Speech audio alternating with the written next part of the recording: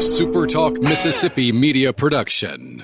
Looking for an affordable new home? Wyndham Mobile Homes is what you need. Discover all our spacious models, perfect for every lifestyle. Your dream home is waiting. Visit Wyndham Mobile Homes in Corinth today or online at wyndham-homes.com. Middays with Gerard Gibert is on the air. Middays with Gerard Gibert is powered by C Spire. Power your home or business with C Spire Fiber. To learn more, visit supertalk.fm/C Spire. C Spire Fiber powers SuperTalk Mississippi.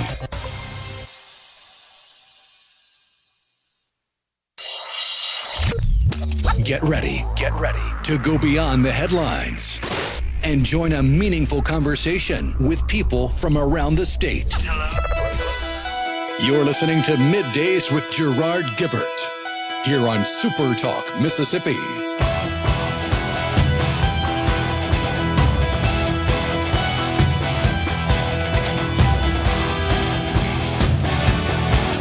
Well, technically, no. You're listening to Middays with Dave today.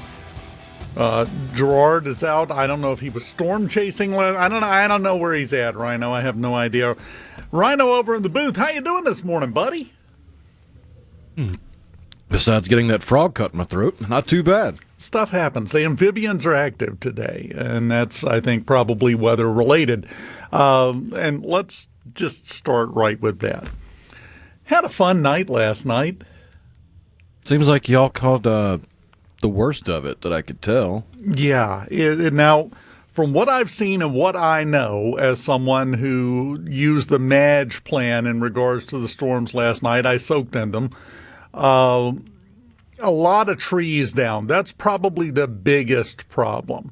The biggest problem is the power outage situation, but a lot of that is because of trees that are down. There are other places, though. There are plenty of broken poles down across southwest Mississippi, trees down on houses. And I do know very, very sad news. I don't like to relay this kind of stuff, but you do what you got to do. Down in Lawrence County, that's where Monticello is. One confirmed fatality and several injuries from the storms as they came through. We had multiple tornadoes last night in southwest Mississippi. We'll have to wait and see what the official count is and what the official word is, but multiple tornadoes. Pike County had one, Mid-County, Walthall County, Lawrence County. That was a tornado that hit there. I feel confident saying that. So we've got work cut out for us in southwest Mississippi to get past this. And it was the most dangerous type of tornado, the one in the middle of the night. Why is that? I was having this conversation with someone yesterday off the air. When I was a kid, back in my day, storms happened in the middle of the day. We famously had a tornado in 1975 that basically flattened Macomb, Mississippi, down in Pike County. That happened at 8 o'clock in the morning. We used to, it seems like the majority of the bad weather would happen when the sun was at least partially up. Now they all happen in the middle of the night, and I don't know what caused that change to where we're in that part of the weather pattern now every time. But it seems like that's just been regular business for a while now. Or at least more prevalent. And maybe it's just due to better reporting nowadays. Because nowadays you get reports on tornadoes that had little or no impact on civilization, infrastructure, people, lives. But we still get that report. Whereas previously, in previous generations, that might just be some oddity a hunter comes across next season. Because, whoa, what snapped all these trees in the middle of nowhere? Yeah. Well, it's the same type of situation as what we discussed last week when we had the geologist on mornings talking about the earthquakes. We have a lot more earthquakes now. Well, yeah, without the latest technology, you're not going to know when a 1.0 happens. But we hear about it now, so it makes it seem more prevalent. It's the same it's always been, just kind of like the tornadoes, exactly what you're talking about. We know everything now by the second as these things are unfolding. Do have a notice. They did have some damage. It's right there For those that don't know, North Pike High School and Southwest Mississippi Community College, where there was damage, that's where the Pike County SuperTalk studios are at, or in the Workforce Training Building there. That's why I'm sitting in Jackson this morning. But they basically, they don't adjoin, but they're as close as you can get. You go across the road and you go from Southwest to North Pike. North Pike put out an announcement just a little while ago that the high school campus is closed to all foot and drive-through traffic due to the damage sustained during the storms last night. I know it messed up the softball dugout. I just flattened it, just laid it out. There is no dugout there anymore. They're going to have to start from scratch. How long will the cleanup take? We've done this dance many times. It's not going to be as quick as we'd want, and it won't, I'm sure, be as long as we fear. We always fall comfortably in the middle of those two extremes when it comes to cleanup. Having said that, we had those tornadoes over towards Tylertown last year. I drove through there 2 weeks ago. They're still cleaning up from that. There are still piles of trees that got snapped off lying everywhere. There are houses that still have tarps on the roofs. It takes time, and you just kind of have to be a little bit patient to get through this, and hopefully not have anything else happen. The one good thing when this came through over there, Southwest, North Pike, all those schools, it's spring break week. So we're not disrupting any class schedules with this, and probably by Monday they'll be back up and operational, both of them. So if there's a silver lining somewhere in this cloud, there it is. That's about as good as it gets. For now, so far only one confirmed fatality. If we get any new information, I will relay that to you as we continue on through the show. We do have other important things to talk about today, though. For example, One Piece Season 2. I got to ask you, Rhino. Come on. I've been waiting all week to ask you this. I've gone through it twice already. Oh, just twice? Yeah, just twice. Man, you're pacing yourself. Yeah, I got up at 3:30 in the morning when it debuted, because it debuted at 3 midnight on the West Coast, and I got 5 episodes in before the show started. Wow. So I take it that the fact that you then went through it a second time, it's good. Oh, yeah. It's definitely something worth checking out. If you like the first season on Netflix, you're going to like the second season, because they doubled down on the good-hearted cheesiness and campiness that's fun about it, while also kind of reinvigorating and reimagining the heartfelt storytelling that was a part of the first season. So it's stayed true enough to the source material to be a good adaptation, while doing enough new things to be refreshing and exciting to see. So yeah, obviously I've watched it twice now. I'm probably going to watch it a third time. So I'm a fan. Well, that was a given you were going to watch the third time. Once you do the second go through, yeah, it's coming back around again sooner or later. Do want to report, and I was focusing on Southwest Mississippi because, again, I'm the one that has to pick up limbs in my yard, so it's kind of at top of my mind.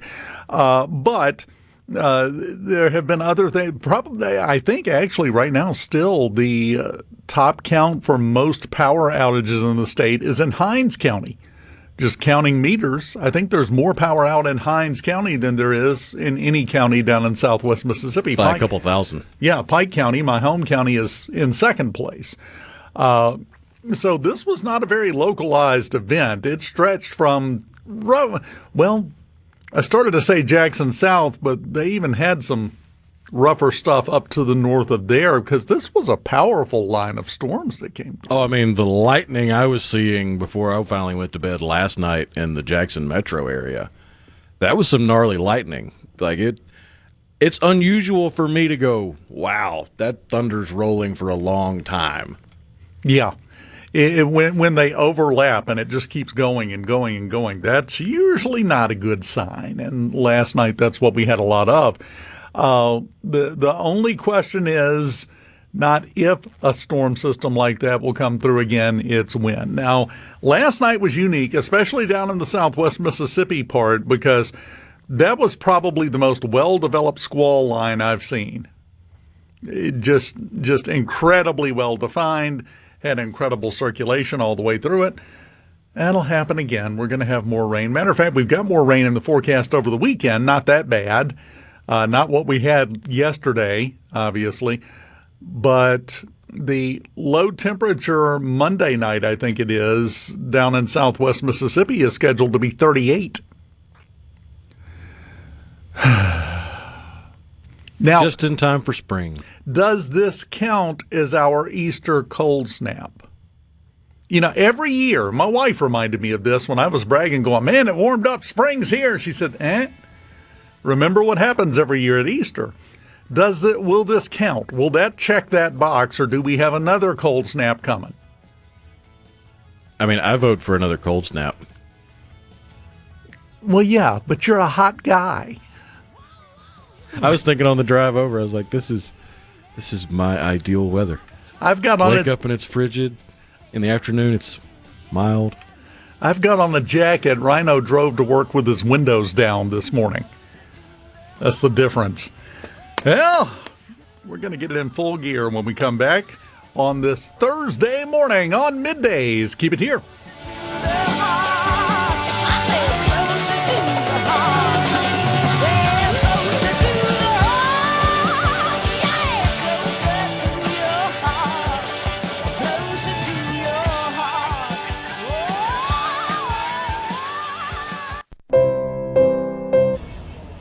This segment of Middays with Gerard Gibert is brought to you by Covington County Hospital in Collins, where your health matters. Middays with Gerard. Good for America. Good for fans of justice and truth. Good for us. SuperTalk Mississippi. This is what we stand for.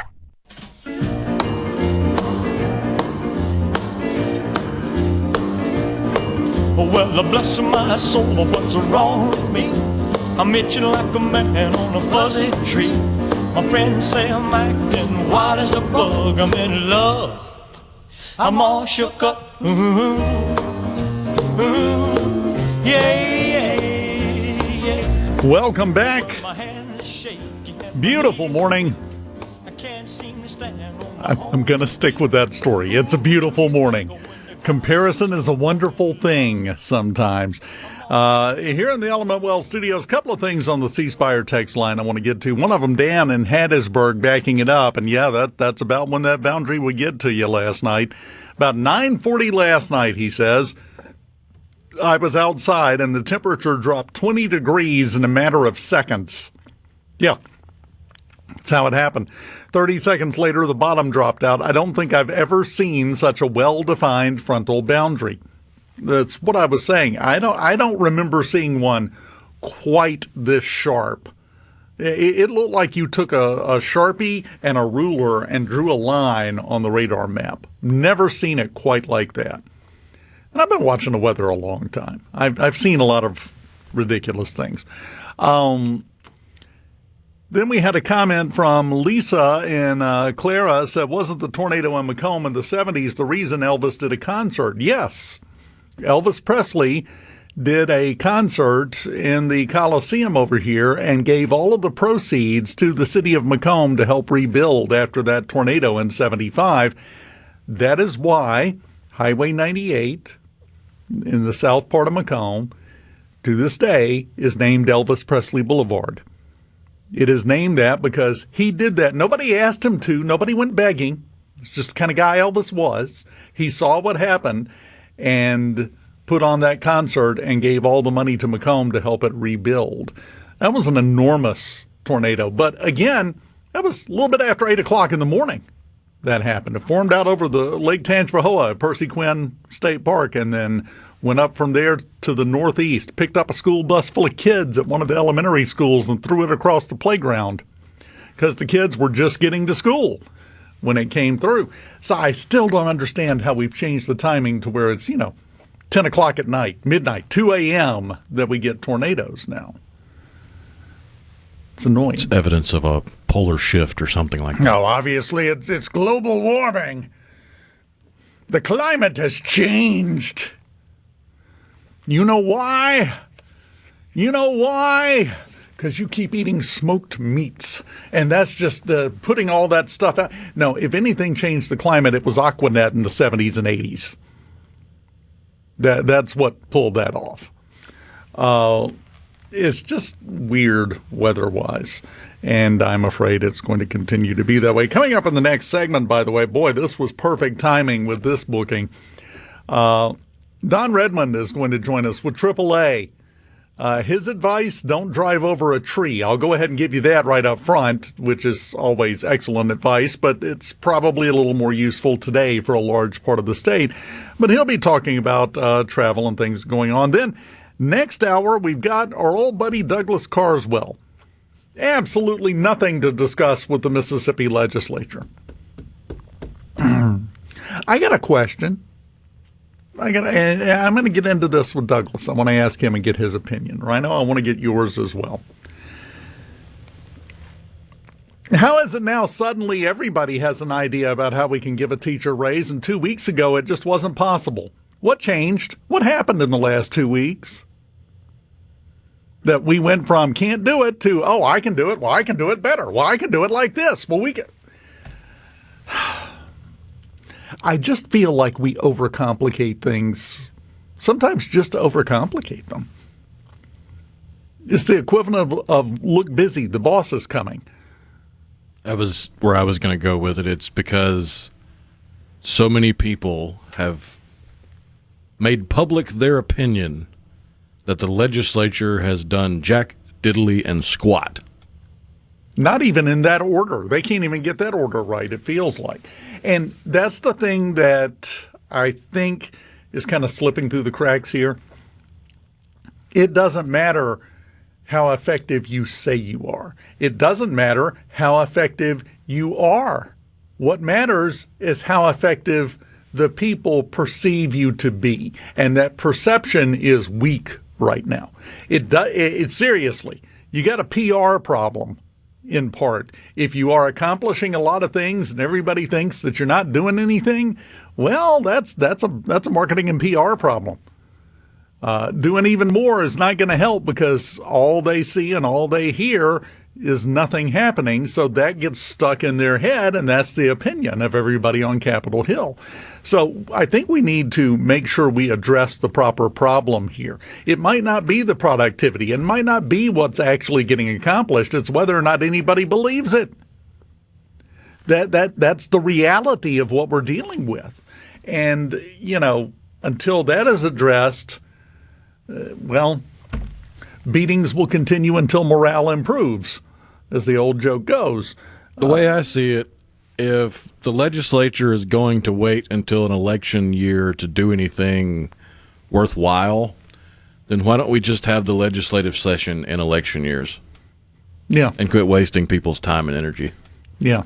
Now, to be fair, they did do some things last year, but I don't think it helps. And again, I realize there are explanations. I realize there are reasons. I'm talking about public perception, which does not have to match reality. It's not required to match reality in terms of what people think of your performance and what you're doing. Okay? That's a very, very true statement. It also seems like every session we suddenly can't get anything done until right at the end. It's like telling your teenager to clean his room or he's not going out with his friends Friday night. And Friday afternoon, all of a sudden, he's throwing stuff like crazy. I'll get to it. I'm going to do it. I promise I'm going to do it. I want to go. That's the impression that it gives. Is that accurate? It doesn't matter. Why does the public perception matter? Ask me again next year. In November, if the public perception matters. We better start paying some attention to that public perception, or there could wind up being some unpleasant surprises next year at the ballot box. This is a political reality. I'm not reaching here. This is the way it works. And right now, the people don't think it's working as well as it could or should. That's something that has to be addressed. It's that simple. Because if you develop the attitude of, well, I don't care what they think, I know we're getting stuff done, well, your vote alone won't put you in office, will it? We got to do some rehab work. We got to do some triage and then some rehab work on public perception, because it is. Am I misreading it right now? It doesn't look like it's in a good place right now. No, at the state or the federal level. Yeah. No, federal level. Seems like the elected bodies elected to represent the people don't really give a rat's rear end what the people think. Yes. That is the perception. And again, if your immediate response is, that's not true, okay, good. Make people believe that. That's your job right now. If that's not true, if that's not the case, great. Well, people still have to buy into that mindset and that view of things, or it doesn't matter in the realm of public perception. Getting things done is good. Nobody thinking you did anything is not. And the two are not connected as strongly as you think they are. I honestly am going to classify this in my head under friendly advice to the Hill over here. I mean, seriously, what's going to happen is going to happen. I'm just telling you this dragging things out. It's like you mentioned the federal level. The SAVE Act nonsense. It's polling at 85% are in favor of it. That's Republicans. 79% of Democrats are in favor of it. Well, I just don't know if we could do that. Everyone's tired of the games. Everyone's tired of the stalling, and no one thinks anyone in an elected office is being effective right now. It doesn't matter if you are. Not next year. Not this November. It doesn't matter what you're doing. It's what people think. That needs to be addressed. And an easy way to address that is, let's quit having this back and forth squabble, infighting nonsense and drawing things out to the last possible second. We do that every session now. State, federal, that's always the ongoing story. Maybe throw the voters a bone and get something done early. That would help change that perception a little bit, in my opinion. What do I know? I'm from the Tornado Alley down in southwest Mississippi. What do I know, right? Coming up next, Don Redman joins us here on Middays in the Element Wealth Studios on SuperTalk Mississippi. Keep it here.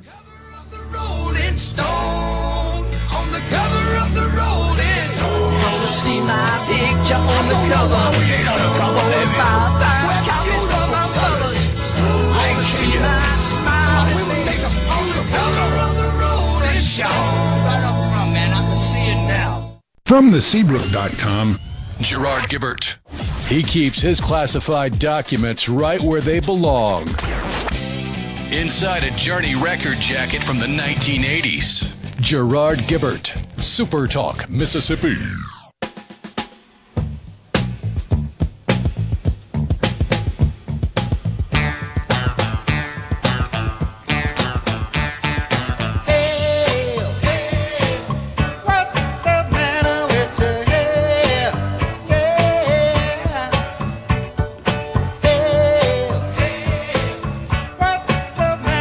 Oh, I love it.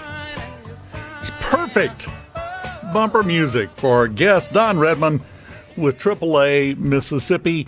And boy, do we have some things to talk about with you this morning, Don. There's stuff everywhere going on in terms of travel right now, isn't there? Yeah, I mean, there's news all around, and not necessarily good for the consumer. Well, that's exactly right. That number at the pump is probably the most predominant one, but we have a lot of other issues going on right now in terms of TSA slowdowns and shutdowns. Right now, road conditions in parts of the state after the weather last night, and this isn't the last time it'll happen. Let's talk about that first of all for just a second. Is there any magic words that you can say that can stop people from being looky-loos and getting out and riding around just to see what it looks like after a disaster? Yeah, unfortunately, I have no magic wand to stop that. But, if people just heed the advice of the officials, and they're not saying it just to be, Nelly nabobs of negativity. They're trying to save lives and trying not only just save the lives of motorists, but then if you get yourself in trouble, they're going to have to send a first responder to help you, and it's just not smart to get out. But unfortunately, so many people are curious. They want to shoot videos so they can post it on TikTok or Facebook or whatever. It just stay home and wait, listen to the authorities. They're not doing this for no reason. They're really trying to save lives out there, and sometimes it's their own people's lives that they're trying to save. And you got folks working on power lines and all kind of things that are going on out there that just need people to stay home. But unfortunately, as you know, you can't govern people from being stupid. I mean, I guess you got a constitutional right to be stupid, but we just strongly encourage you to stay home until officials say it's clear to go. Well, my mind keeps going back to a story from several years ago when we had an ice storm. This wasn't this year even. Somebody slid off into the ditch because they were out driving on an icy road. And then the first tow truck showed up to get them out, and it slid off in the ditch. And then a law enforcement officer came, and they slid off in the ditch on top of them. We had 5 vehicles in the ditch before they finally just called a halt to it and said, everybody go home. That's what we have to do when there's a disaster, is just steer clear of it. You're being very helpful that way. But that's an excellent point. Is that, and that's a great example, is that's why they tell you to stay home, because now you're putting the lives of others who are trying to help you out of your situation because you made a poor decision. Now suddenly they're in jeopardy or put at risk. Yeah, it's just not worth it. Yeah, exactly right. Especially when we have other things to worry about. Let's get to the big one, the price at the pump, the energy crisis, whatever you want to call it. It's shot up quite a bit, hasn't it? Yeah, we're talking about, in Mississippi alone, about 67 cents from a month ago. Just when you thought it was safe to get back to the beach, we have a whole new crisis going on. The prices are pretty much in line to where we were in 2024, but boy, have we gotten comfortable in the past year or so, having cheaper payments for energy, which helps the family budget. Let's don't make any doubt about that. But we saw prices over the weekend for crude hit over $100 a barrel. It went down to yesterday afternoon, $87 per barrel. Here we back up again over $100, up by over 10% right now in the market. And that's what's driving the price of gasoline. The United States doesn't get oil from Iran. And most of our trading partners are going to be Canada, Mexico, Venezuela now in a bigger way, and Saudi Arabia. Not necessarily influence. So I don't want people to be confused or concerned that this is a representation of our supplies. It's not. But let's say you have a refinery with oil reserves that's going to convert over into gasoline. Well, a month ago, that oil was worth $67. Now it's worth over $100. And that's going to drive up the price of gasoline. That's the biggest motivator right now, or the factor that play right now driving up those prices is the price of crude, which accounts usually 50 to 60% of your price of gasoline is tied to the price of crude oil. Well, and let me ask you this, because I know usually when you have high travel events coming up, the price tends to go up for a variety of reasons. With this being spring break, is that adding to the increase in price any, do you think? No, I think the bigger, though we are absolutely seeing an increase in demand, and that's typical for this time of year, but this is also a transition period for refineries. They're transitioning from a winter grade gasoline, which is cheaper to make. It's more volatile. It burns a little dirtier. The summertime grade burns cleaner. It's more less volatile, and it's more expensive to refine. So you have refineries across the nation sporadically closing because they try not to close all at once, where they're making that transition from the old grade of gasoline to the summer grade, and that starts tightening up the supplies. And as we learned in Economics 101, once you start seeing supplies diminish and demand pick up, those prices are going to drive. So we were already trending upward, which is a springtime ritual as we get through this summertime grade, which has to be completed by May. And then you have war on top of it. And the war premium has really accelerated those prices. Why do we have to have two different grades of gasoline? Why can't we just settle on one and go with it? Is it really necessary, or is this a governmental regulation thing? This was part of the Clean Air Act. And so, it's governmental involvement in it.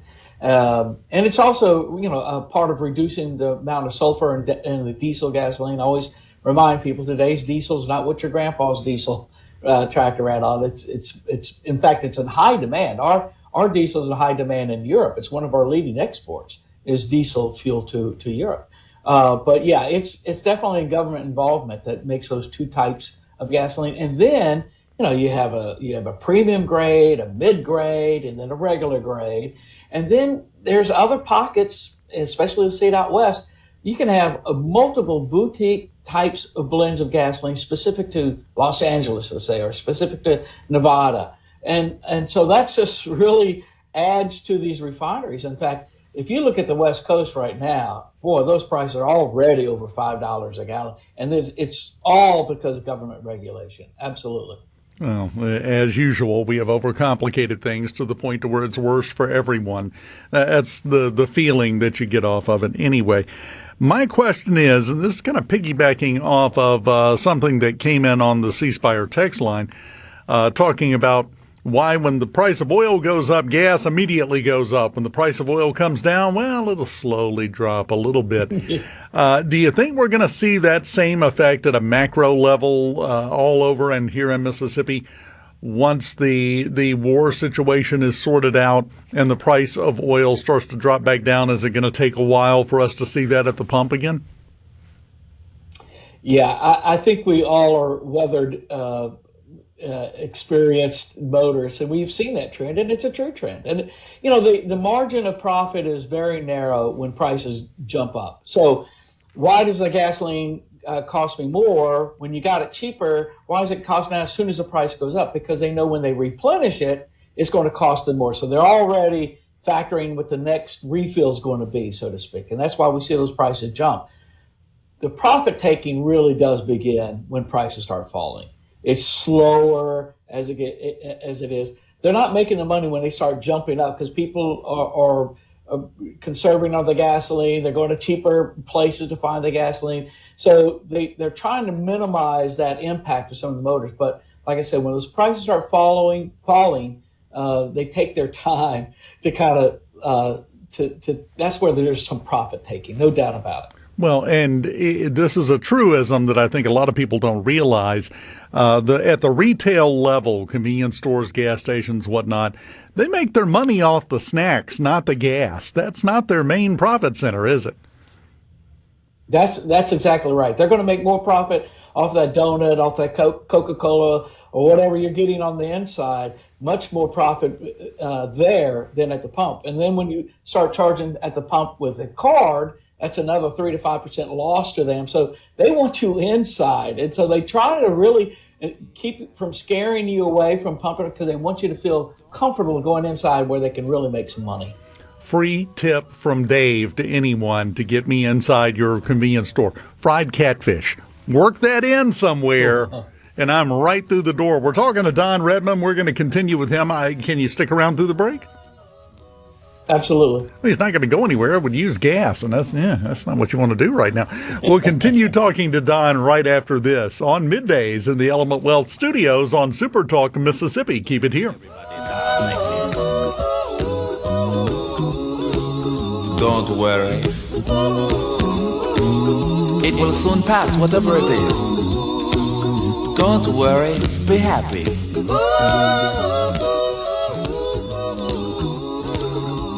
I'm not worried. I'm happy. I'm ready. We interrupt this program. Gerard Gibert. Here we go. This is huge. Huge news. Huge news. Huge. You need to listen to this. Middays with Gerard. SuperTalk, Mississippi.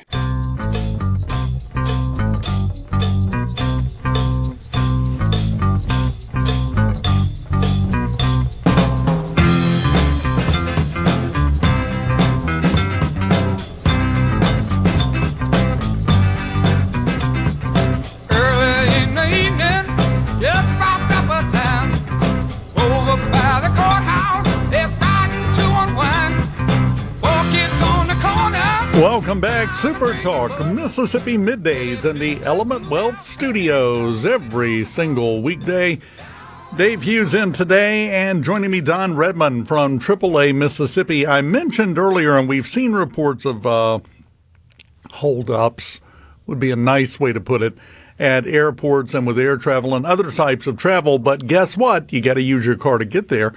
And then you got to somehow get on the plane, which seems to be a bigger and bigger problem. Do you have any advice for people who might be taking a flight soon? Yeah, I definitely, first thing I do, make sure I have the app to your airline to see if there's any delays, cancellations, those type of things. But we used to advise our members to get to the airport 2 hours in advance. It started progressive 1 hour before your flight, then became 2 hours because of the new TSA. With this nightmare going on right now at the airports, no less than 3 hours beforehand. I know it seems ridiculous to be that early, but these lines are really long. Depending on what airport you're going out, I'm not sure how it would be, say in Gulfport, check with the airlines, check with those who have been flying what those lines are like, and I certainly would consider 3 hours in advance of my departure, I'd be there just to make it through all that mess. Well, I saw, and I'm sure you saw the same thing, down at the Louis Armstrong International Airport in New Orleans. Oh, yeah. They had people that spent 12, 15 hours in line for TSA, missed their flights, missed everything. The line went all the way out into the parking garage down there. So, yeah, you've got to do your best you can to prepare, but you can't quit your life and go live at the airport until your flight starts. And in some places, at some times, that's kind of where we're at right now. Is it going to be as simple as just getting the funding, the Homeland Security funding back in place, and then like flipping a switch, it goes back to normal? Or are we going to see some level of problems for a while, no matter what? Yeah, I think that if your plans include Orlando for the Easter holiday, spring break, you may want to consider driving, but I don't think it's going to be flicking a switch. Though I know the administration is looking at other tools in the toolbox to be able to help out in that TSA situation to try to expedite passengers through. And that's welcomed. Like you said, missing your flight because you're standing in line is just unacceptable. I don't know. I was looking at some of the conversations today in the U.S. Senate.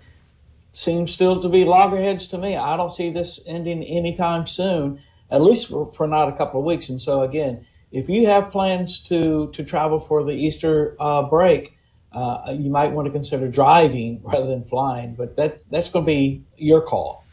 Yeah, and part of the reason why I asked that question is we're seeing the reports, we're seeing the numbers. We have, and understandably, we have TSA agents that are just quitting. They're just going on, getting another job, leaving this one behind, which means if everybody comes back after the funding is restored, everybody is going to be a smaller number than what we had before this process started. So I don't know that we're going to snap back very quickly from this at all, Don. I agree. Oh, I agree with you. And you can't fault those who said, like, this is twice that my paycheck has been held up in 6 months. I can't live like this. How do I pay my mortgage, my grocery, all those. So those are big issues. And it's a shame that the government can't be more responsive and help these government employees so that it helps everybody. I mean, we say we got to have the TSA. Well, then let's fund it. And that's the other advice that I would throw in here. If you are flying, when you get there, if the TSA agent seems a little grumpy, cut them some slack. They've been working for weeks and weeks and weeks without pay, and they're not going to be in a good mood. It's amazing they're still there. I'm going to be honest. They stopped paying me, Don, I'm at the house. It's kind of the way it works, isn't it? Yeah, I mean, absolutely. And like I said, we don't know when this and what the conditions are for them not getting paid. It has nothing to do with them. And that's what's, frustrating. It's just a shame. But yeah, I don't think you're right. I don't think this is going to be something that's going to just snap right back. So you still have a couple of weeks to plan, and maybe you want to change your flight plans and drive yourself. Almost at the time you'll be waiting in line is what drive you to Orlando. But that's your call. But it's really frustrating. Some are planning to go out west. Alaska crews are still starting to pick up. Really, this is one of our favorite for AAA members is Alaskan cruise. So a lot of things and that's going to fly out west. You're not going to drive there. So I just hope that this works out soon. Don Redman with AAA Mississippi, always a fountain of good news. It seems like here lately it's always bad news when we talk to you, Don, but we'll try to straighten that out and get you in here for happy picnic tips or something at some point, just to kind of balance it a little bit. Appreciate your time, man. Keep on doing what you're doing because you're doing a great job of it. Well, I appreciate it. Thank you. We've got news from Fox News, SuperTalk Mississippi News, and then when we come back, Douglas Carswell joins us here on SuperTalk Mississippi Middays in the Element Wealth Studios. Keep it here. Of Middays with Gerard Gibert is brought to you by the Mississippi Business Journal. Visit msbusinessjournal.com. Scott Coopwood, publisher and president. And now, the talk that keeps Mississippi talking. That's what I like to listen to. You're listening to Middays with Gerard Gibert here on SuperTalk Mississippi.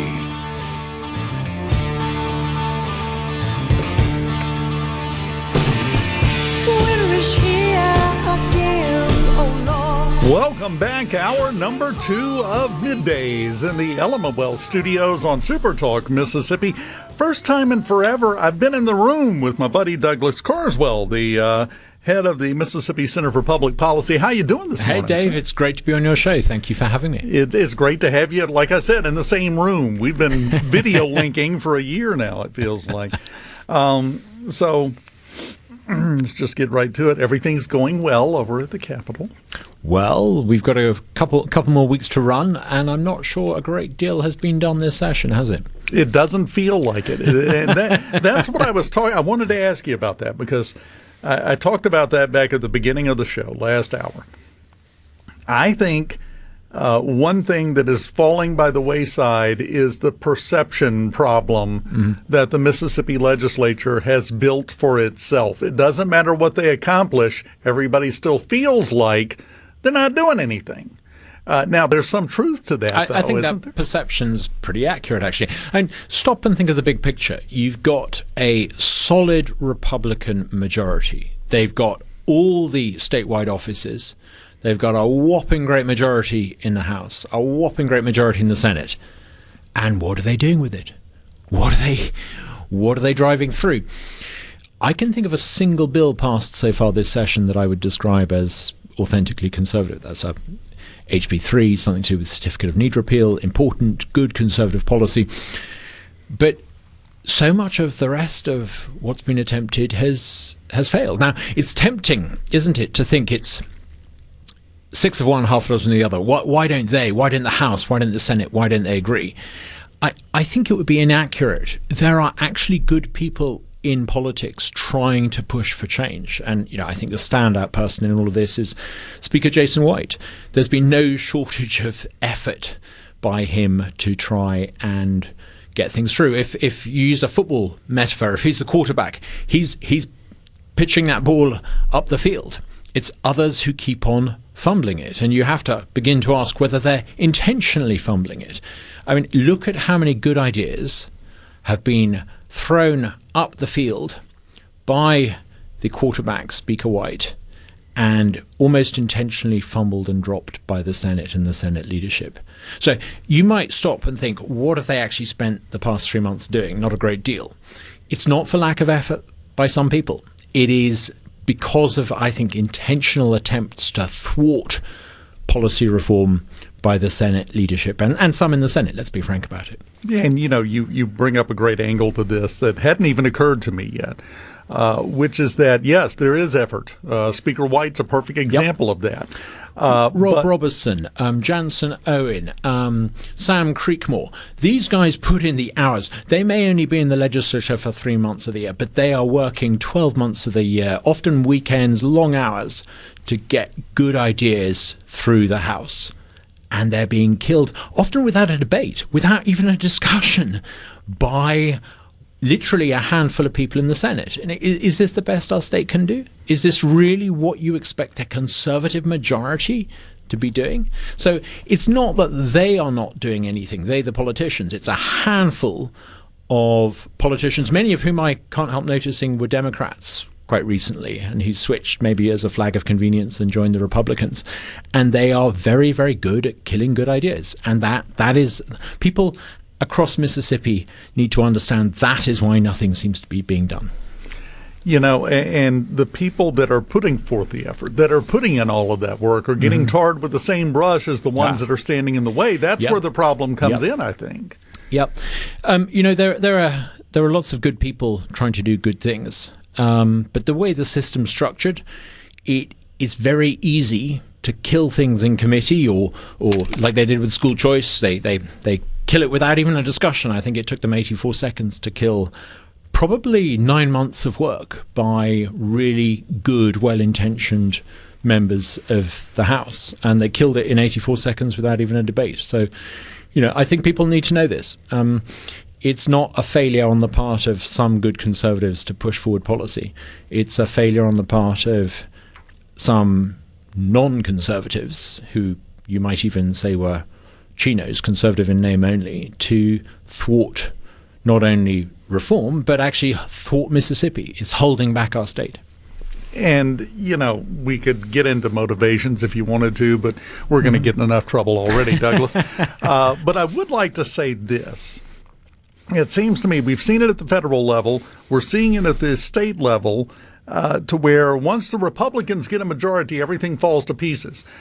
The Democrats, whether they have a majority or a minority, they're like a horde. They move in lockstep. They use power, don't they? And the price that Mississippi will pay for having Republicans in office who fail to work together to deliver conservative outcomes is that you will eventually end up with the voter getting disaffected. And you know, if the Democrats had their hands on the levers of power, you can bet your bottom dollar they would use it. The problem is not the failure of conservatives. It's a failure of the Republicans to always have conservatives representing them. There are too many people, I think, who have adopted Republican Party positions as a flag of convenience. They're not really conservative at all. In fact, they were against the income tax elimination. They're against school choice. They're against parent power. In fact, I remember even on SuperTalk, one so-called Republican senator coming on air and explaining how school choice was anti-conservative. I mean, I think maybe that is the problem. But, you know, organizations like the Mississippi Center for Public Policy, we're not aligned to any political party.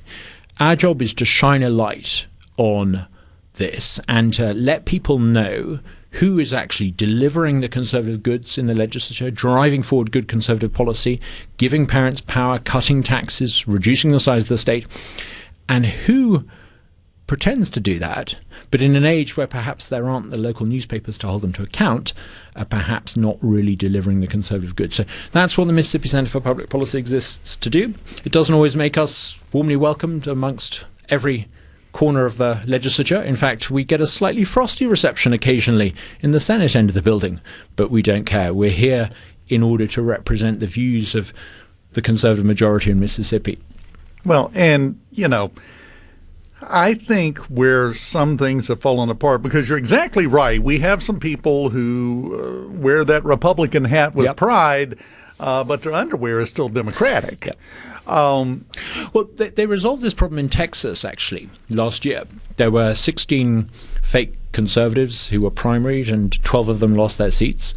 And what was really interesting is, having spent years intentionally thwarting conservative policy, when the primary chips were down and it was clear they were facing a reckoning, that's when they all started coming out saying, no, I'm really conservative all along. I think we might be on course to see something similar in Mississippi. No, that is a distinct possibility. There's something that I say on the station in Pike County all the time, to the point where people are sick of hearing me saying it. We need to change the way we look at things and the way we judge things. For the longest time, during the greatest eras, we judged by results. Then all of a sudden it changed around, and now the most important thing is the process. The result is almost, over to the side. That doesn't matter. We need to judge by results, not by process. Absolutely. And in politics, you've got to be really careful not to judge people. Politicians are very good at using clever words. And they use words to, Clinton was the master of this, triangulation. Yes. You could say the right thing that allowed your audience to think you were on their side. We've got to be really careful.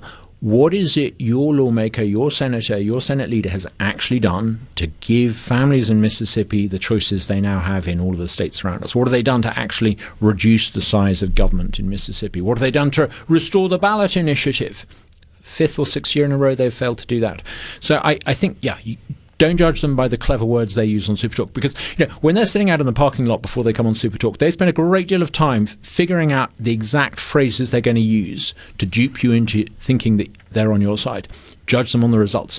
Where's parent power? Where's school choice? Where's the ballot initiative? Where are all those things that good conservatives ought to have delivered this session? And just to boil it down to a very local, individual level, what have they done that you wanted them to do? Yep. Not talked about, not tried, not almost, not got close, but actually accomplished, and it's in the books and it's there. We got away from that over the last 20 years or so. It's all about and if you think about it, a lot of the woke ideas that are talked about, that's what it is. Getting so caught up in the process that the result doesn't matter. Same mindset, same thing. Absolutely. We're talking with Douglas Carswell, and we will continue unless I run him off, which is always entirely possible. It may turn into a vaudeville show. You may see two of those big hooked canes come in from the side and yank us off camera, but we will continue with Douglas right after this on SuperTalk Mississippi Middays. Well, it's all right. Even if the sun don't shine, well, it's all right. We're going to the end of the line.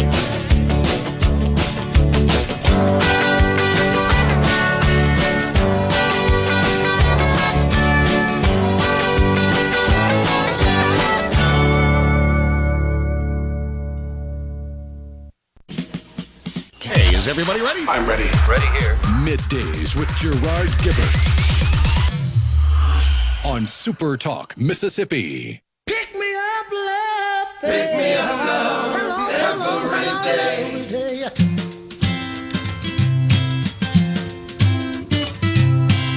Welcome back.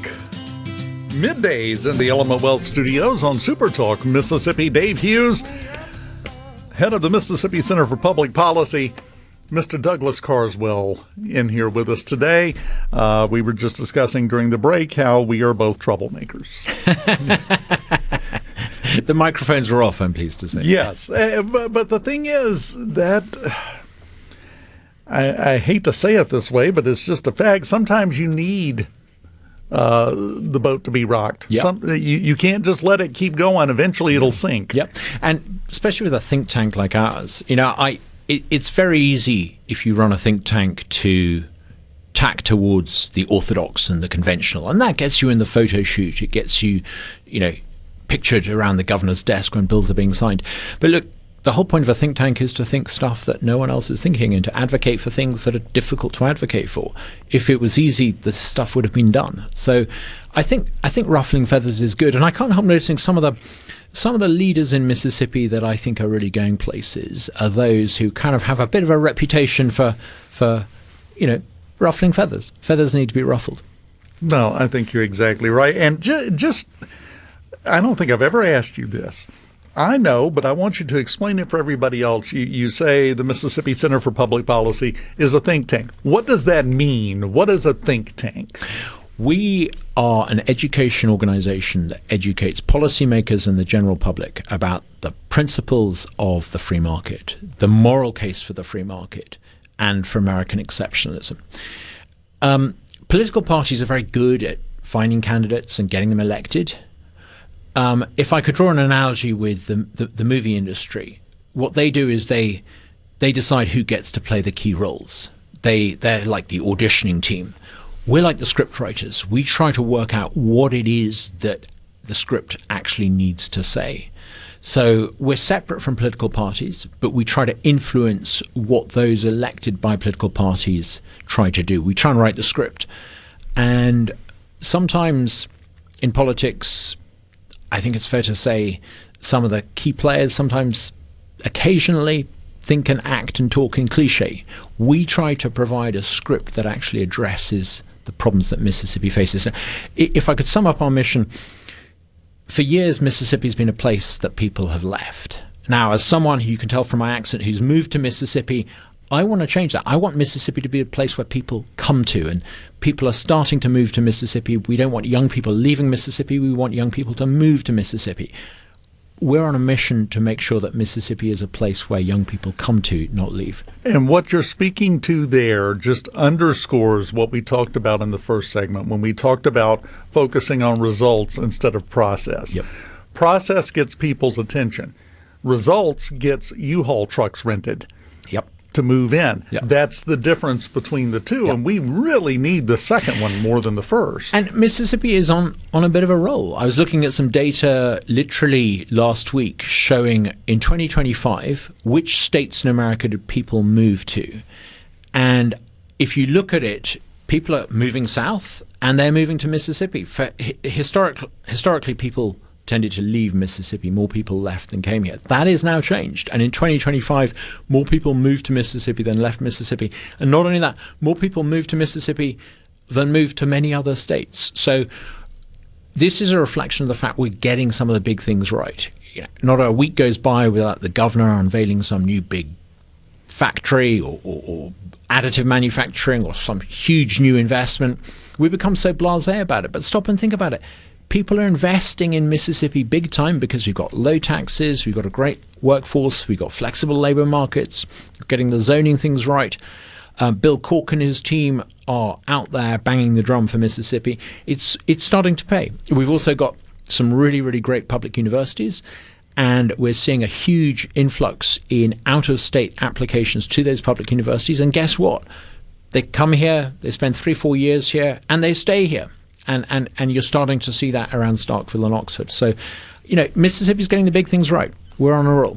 Well, it started with what they termed the Mississippi Miracle, the vast improvement in reading scores, which was a simple change. We went back to phonics, which we know worked. And teaching kids to read and write the way mom and dad would teach you to read and write. It's exactly. Common sense. But we did it. Yep. Got great results, got a lot of attention. Every one of these announcements that you're talking about, whether it be a data center, whether it be a factory, whether it be any kind of investment, makes the news. Yep. And once people start seeing the name Mississippi attached to something positive, yep, it changes their perception. Absolutely. And you're starting to see this.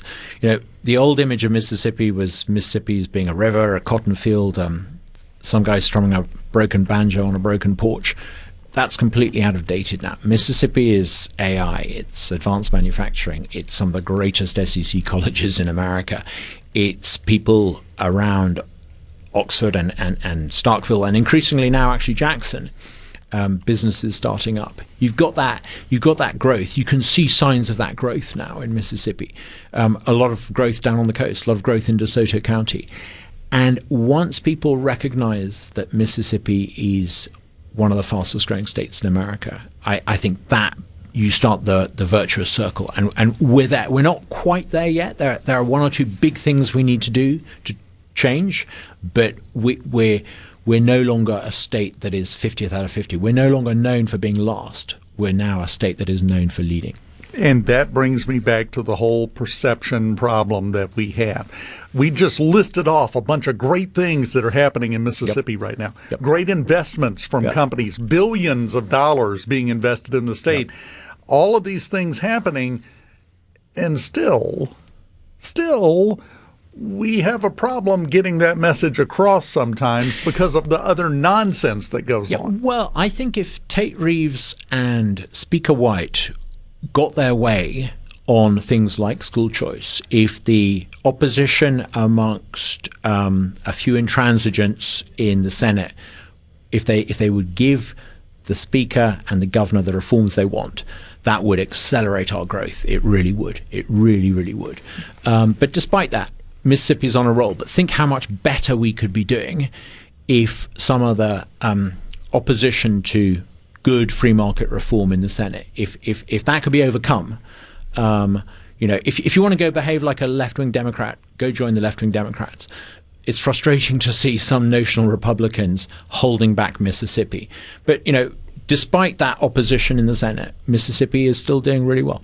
Well, let me put it in football terms. You mentioned the SEC. I'll forgive you for not including USM, which is number 7 in the country in baseball, but that's okay. I'll let you slide. Okay. Yeah. No. I'm going to let you. I'm not going to let you dig the hole any deeper. We're just going to go. But to put it in sports terms, we have been on a historic losing streak in Mississippi for decades. All of a sudden, we started scoring a few points. We started winning. We're starting to win a couple of games here and there. Once you start winning, if you're in football, let's say it's the third quarter and for the first time in the game you're up by 7. Do you then just lay back and say, well, I got this in the bag? Or do you pour it on and try to score as many more as you can because it's just that easy to lose it? We have to double down on the success we're having. And the easy way to do that is to get past this nonsense. We've got to double down on the reform agenda. It's interesting how a lot of this change started because I think the ground was prepared by, frankly, Phil Bryant and now Tate Reeves and now Jason White. That new wave of leadership is what's really given Mississippi this momentum. But we mustn't let it stall. We've got to double down on it. I would love to see in the last year or so of Tate Reeves' governorship school choice become a reality. If he was to insist, having seen the legislature achieve nothing of substance for 3 months, if he was to insist on a special session and basically say, look, teachers need their pay increase, parents need school choice, we're going to have a special session and there'll be one item on the agenda, a bill that will do both those things, take it or leave it. Oh, and by the way, if you don't agree it in April, I'm going to call you back in May. If you don't agree in May, I'm going to call you back in June. If you don't agree in June, I'm going to call it back in July. Maybe we'll switch the AC off in July and August. Oh, there you go. And, a lot of these lawmakers have jobs. If you want to stand in the way of teacher pay increases and parent power, if he was to do something like that, I think that would be the final success of his governorship, and it would set us really on the way to being a number one state. Well, we have a story we published yesterday, SuperTalk Mississippi News did. I'll just give you the headline. Governor Reeves says special session on school choice premature, but not off the table. Which is as clearly as he could put it, get this done, or... I'm hoping he's thinking what we've just been thinking, because if he did it, it would be a historic win for him.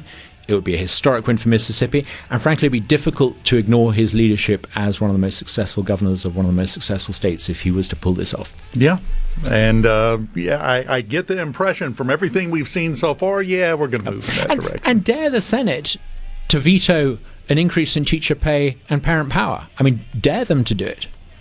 Election year next year would be a blast if that happened. We'd have all sorts of stories. Douglas Carswell from the Mississippi Center for Public Policy. Always enjoy having you in here. Thank you for having me. It's Come been back great. anytime. I would love to. We'll get in trouble together. We'll continue on this Thursday morning right after this. Keep it here.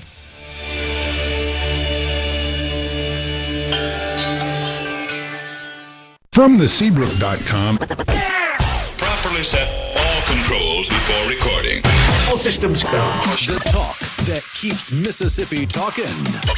Middays with Gerard Gibert on SuperTalk Mississippi. 'cause I'm as free as a bird now. And this bird you cannot change. Oh, and the bird you cannot change. We multitask here at SuperTalk. Welcome back, Middays in the Element Well studios. While Douglas and I were getting off into the weeds on public policy, Rhino was spreading the gospel of One Piece on the C Spire text line. Yeah, I went and read your message. It was a good job. Good job. Somebody asked. You know, it's not like you forced it on them. No. They wanted to know, and you are a font of information on that topic. So, and I will readily admit it's not everybody's cup of tea. It's a bit silly, so if you take yourself seriously, it might not be for you. But I would point out one thing, one little factoid about One Piece. The manga, the comic that it's based on, that's been written and drawn by one guy since 97, just about every week since then. Just recently, it surpassed 600 million sales. The reason that's an important number is because that was the record that was held by Superman. Wow. It's now sold more copies than Superman, and Superman came out in the 30s. Yeah, Superman has had almost 1,000 issues of Action Comics. I think it is over 1,000 now, isn't it? I don't know. I don't keep track. I may be wearing socks. I don't know. That's where my level of awareness is right now. But it does speak to something. One thing that you just said there, I want to pull it out. Not everyone's cup of tea. Why have we had a group of people that have just almost violently seized onto the idea that something has to be every single human being's cup of tea or it needs to go away? It's kind of a parallel with what we're seeing, you know, in politics at all levels right now. Everyone must like it. Everyone must be thrilled with it or it doesn't need to happen. No, it's never been that way. You get 10 people in a room and ask them what color blue is, and you're going to get 6 answers. And that's not new. The difference is to focus on the result and realize some people aren't going to like it. That you can't avoid that. Some people are going to be upset by what you do. They have a thing going on in video games right now. I don't know if you've seen this. The wokies have snaked their way into the video game industry. Actually, one of the leading edges of that was a company called Sweet Baby Incorporated. Oh, goodness. Those people. Blue-haired women and, you know, whatever stereotypical image you had form in your mind, yeah, they're on the board. But they're also now employed by all of the game companies.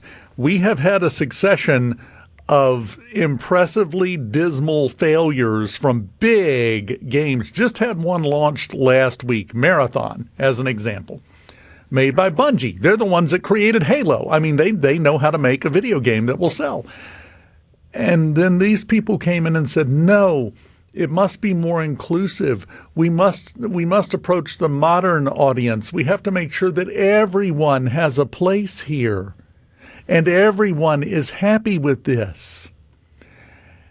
And it launched to low numbers. When you consider this game, they spent 6 years and $400 million making this game.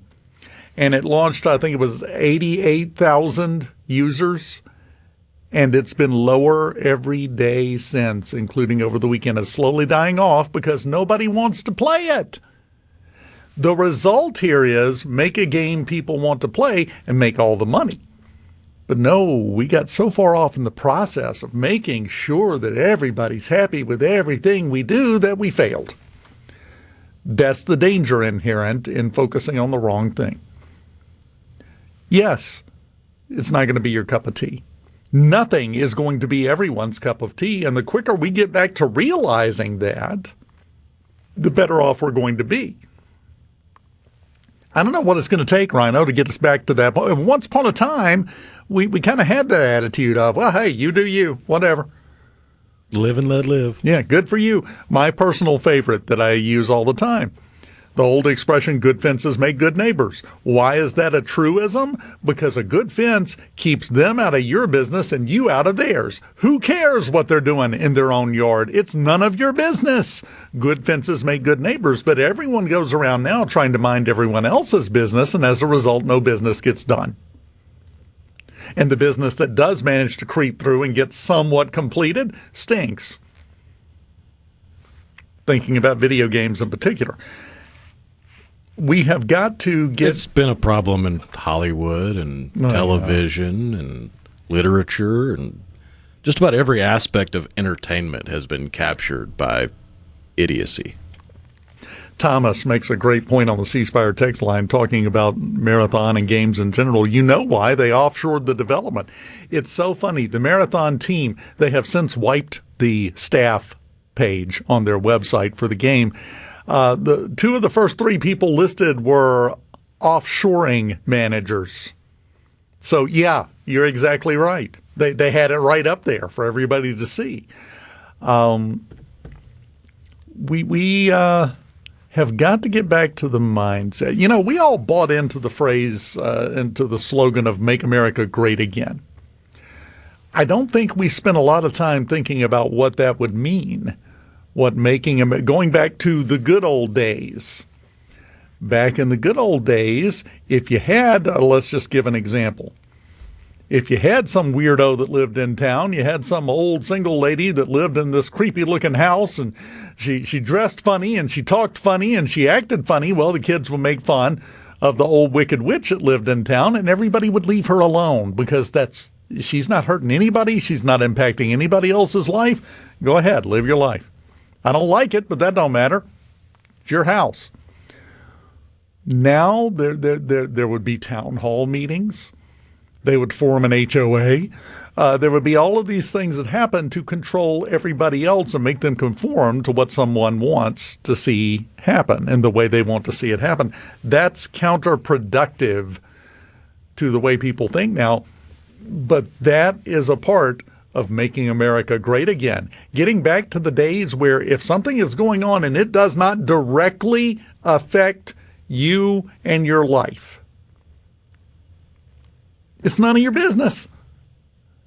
Don't get stressed about it. Don't go type your angry Facebook post about it. It's immaterial to you. It doesn't matter.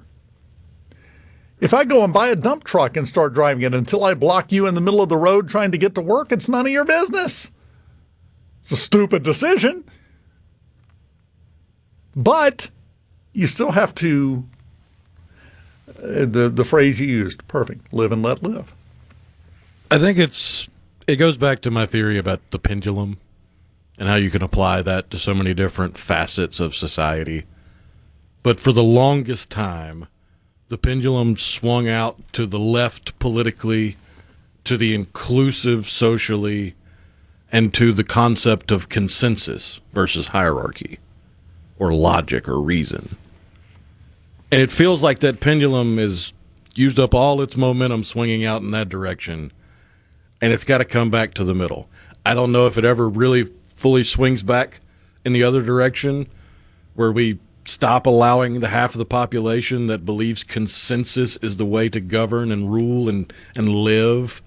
If we get away from this idea that you have to be inclusive or else, and you get back to live and let live or just existing in reality instead of la la land, then we may actually be able to make something out of this. As long as that pendulum keeps swinging back towards sanity. Here's the thing. It's not half of the population. It's the most vocal part of that half of the population, and the rest of them just go, yeah, okay, and go along. What we need is to get rid of that vocal minority that everybody thinks they've got to please. When I say get rid of, I mean marginalized to the point where nobody cares if they're raising a stink because it doesn't affect you and your business and your city and your state. It has no impact whatsoever. It doesn't matter. Let everybody live. You want to be in a gay marriage. That doesn't affect me. Go for it. Probably going to catch some heat for saying that, but that's the way it works. That's the way it works. If you want everyone else to stop trying to impose their beliefs on you, you can't impose yours on them. This is a full circle environment here. It has to work across the board or it will never work at all. That's part of going back to the good old days and making America great again, but we don't want to talk about that. We never do. I'm going to need you to crank my car for me when I leave today, by the way. Who knows what they're wiring into the starter right now out in the parking lot out there. I woke up cranky. There were tree limbs in my yard this morning. I told you. It's not the way to start your day. We continue on Middays in the Element Wealth Studios right after this. Keep it here.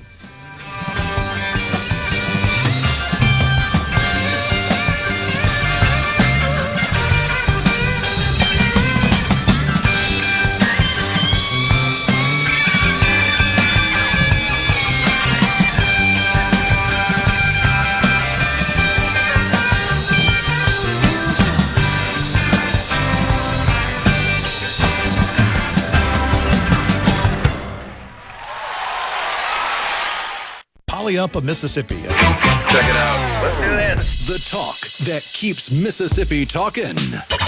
Middays with Gerard Gibert. Let's get on with it. On SuperTalk, Mississippi.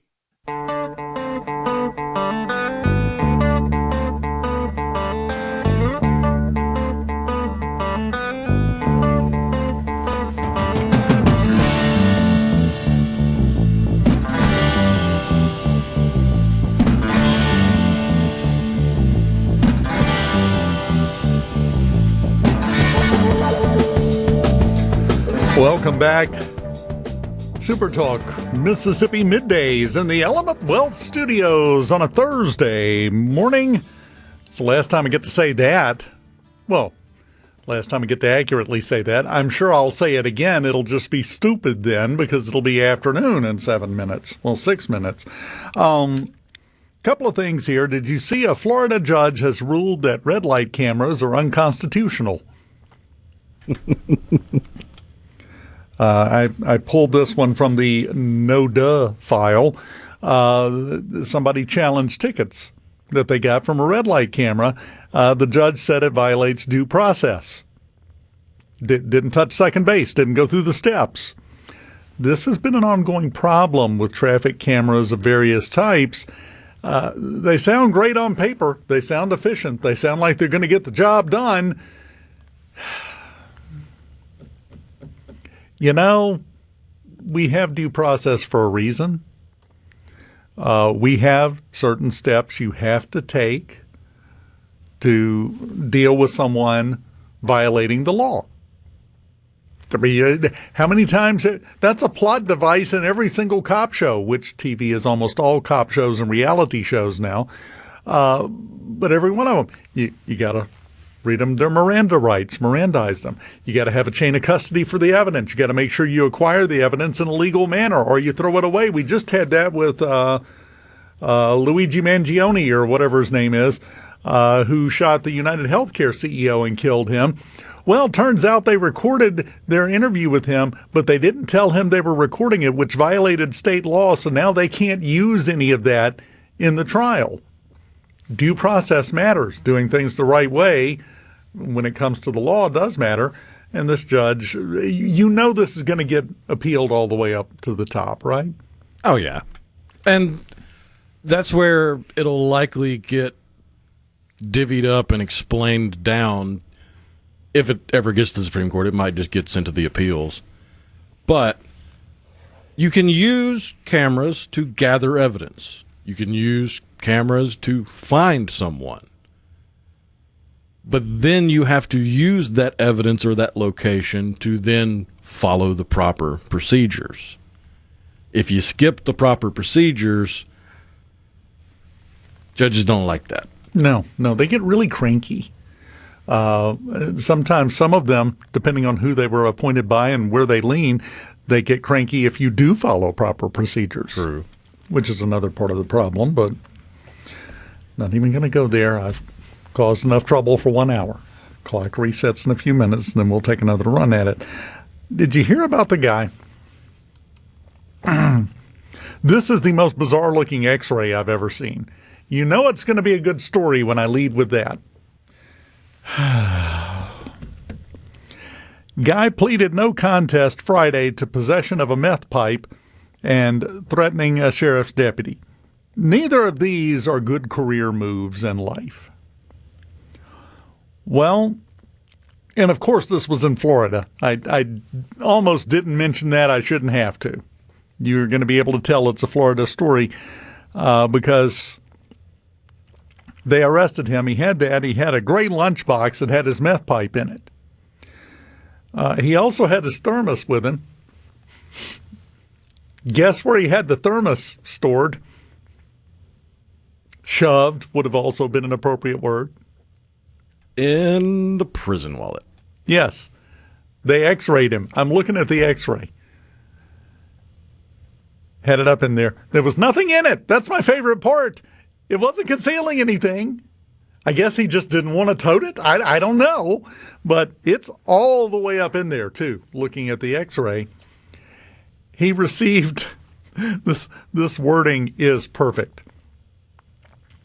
They took him to the local hospital, x-rayed him, found the thermos. The people at the hospital got it out.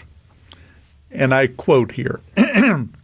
The discovery of the item did not result in additional charges since it's not illegal to have a thermos stashed inside a body cavity. Why? Why? Well, I'm going to hide my meth pipe in my lunchbox, but I don't want the thermos to break anything, so, I know where I can keep that. I would like to point out, if he does not yet have a felony conviction, that man can vote. That man would be legally allowed to have a child and raise it.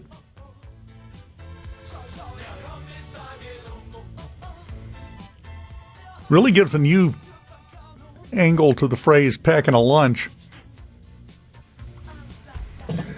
Just remember, no matter how bad your day is going, no matter how rough your week, even your month or year has been so far, you haven't used your safety feature to store your full-size thermos, not a mini thermos, big one.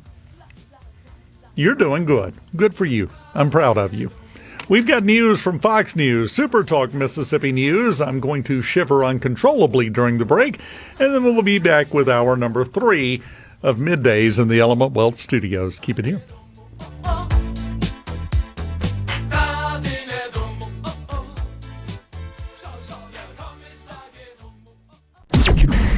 Welcome to the show that challenges you to think deeply, and look beyond political posturing. You're listening to Middays with Gerard Gibert here on SuperTalk Mississippi.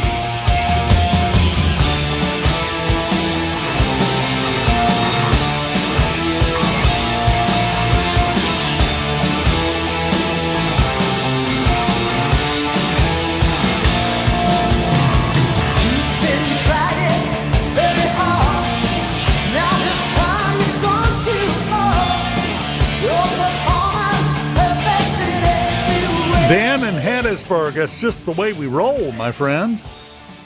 There's only one version of Der Kommissar. Rhino, as you would expect, picked the correct one, the original. Next we need to do Rock the Casbah. I've never seen a more politically relevant song in my life than Rock the Casbah right now. That's basically currently our foreign policy. We'll talk about that later. Welcome back. Element Wealth Studio has been a little stirred up this morning. Is that a good way to put it, Rhino? Oh, yeah. Pot stirring. Caleb just told me, he said, "You're always stirring stuff up, Dave." I'm like, yeah, and? Have you not been paying attention for 10 years? This is the way it rolls around here. Got some bad news for you, by the way. Those JPEGs of depressed-looking monkeys that you invested in for NFTs, they're now worth nothing. No one saw that coming. Such a surprise. But we get talked into assigning value to things that are valueless. If you notice, I'm still on the same theme I've been on for the entire show today. We get talked into it. Somebody talks a good game. Somebody really fluffs up the pillow to make it look nice and warm and inviting. The problem is, when you lay down, it's full of bees. NFTs were a great example of that. The Bored Ape line of them, some of them were like, around $1 million they were selling for. That people actually bought them. That's the judge, by the way. If you go look up some sort of collectible on eBay, it doesn't matter what people have them priced at. Look at what they've sold for. Again, results, not process. It's amazing how often that comes up. It was in millions of dollars. Now nothing. Not worth a thing. A bunch of people lost their shirt in that deal because they believed the hype. They believed what they were told. They bought into the hopes and dreams, and they got smacked for it. I wish it didn't work that way, but it does. They bought the monorail. Have they even laid a single segment yet on that thing out in California? They've done nothing, right? They have one section, one singular section. Like it wouldn't even be enough for an overpass over a highway, but it's a single section that they've gotten completed out in the middle of nowhere. This is like laying down an interstate from here to the end of the block, that kind of thing. Yeah, look what we did, and it's billions and billions of dollars they got, but that's the kind of sound fiscal policy and governmental management that they've got on hand in California. Why? Because so many people out there, it is a concentration of the folks who buy into the hype, who believe that we must go with the person who is considering everybody's needs at one time and making sure. And it turns out he's just, doing nothing.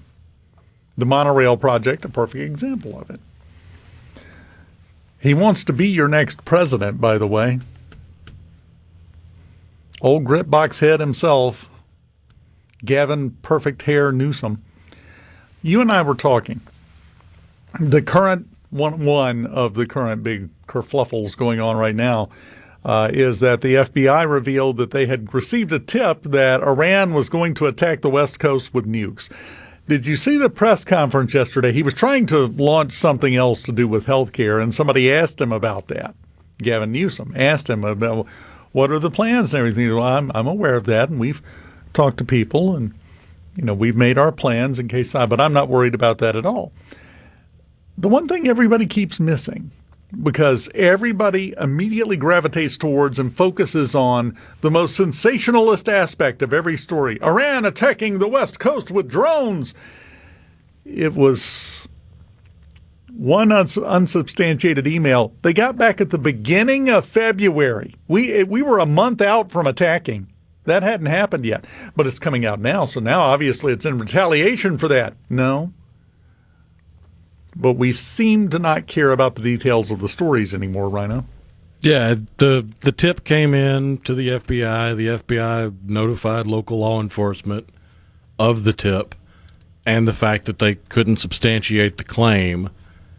And then apparently, I want to say ABC News was the first big news outlet to break the story, and it just got legs and ran from there to the point where you had liberals in California crying in the front seat of their car, talking to their phone, telling people, well, we didn't even vote for the orange man. Why would they attack us? Got a whole bunch of weirdos and losers losing their minds over one unsubstantiated tip to the FBI.